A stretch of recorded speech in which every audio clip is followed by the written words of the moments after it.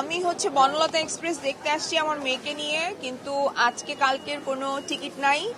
তো এটা একদিকে মন খারাপ হচ্ছে, আবার আরেকদিকে অনেক খুশি লাগতেছে যে সিনেমার টিকিট পাওয়া যাচ্ছে না। আমি বসুন্ধরায় আসছি, আর এখন আমি প্রেসার কুকার দেখার জন্য টিকিট কাটলাম। আমি বলেছিলাম যে আমি আমার সিনেমা দেখার পর প্রেসার কুকার দেখবো, কিন্তু মানে ফরচুনেটলি আমার সিনেমার টিকিট পাওয়া যাচ্ছে না। প্রেসার কুকারেরটা আমি পেলাম, তাও মানে সামনের দিকে। তো এখন আমি আর আমার মেয়ে প্রেসার কুকার দেখবো। Thank you. আমার তো খুব ভালো লাগছে। দর্শকের রেসপন্স তো খুবই ভালো, আলহামদুলিল্লাহ সবাই পছন্দ করছে।